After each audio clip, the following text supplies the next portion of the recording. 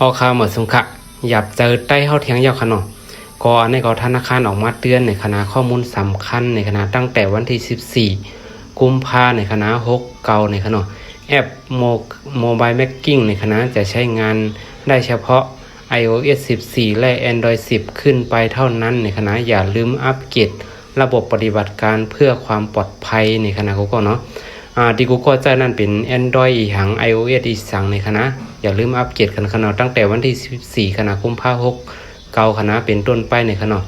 สมาคมธนาคารไทยแจ้งเตือนคนใช้มือถือ iOS และ Android ในคณะเวอร์ชั่นเก่าในคณะจะไม่สามารถใช้งานแอปของทุกธนาคารได้ในคณะหาก iOS ของเฮาเป็นอันเก่าจังนะคะเนาะในคณะเพื่อ iPhone 14ก็ตั้งแต่ iPhone 14คณะไปที่อัปเดตคณะเฮาก็อัปเดตโทรศัพท์เฮาด้วยในคณะว่าเฮาเป็นเวอร์ชั่น3ในคณะมันก็ไปย้ำอัปเดตให้ปองในคณะก็อัปเดตด้วยคณะจ่องมันเกิน10ในคณะบ่เป็น Android คณะถ้า10ขึ้นเหนือไรคณะถ้าเตรียมหรือ10ในแอปธนาคารเฮาได้เจออะไรในคณะเพราะว่าเป็น iPhone นี่ก็ตั้งแต่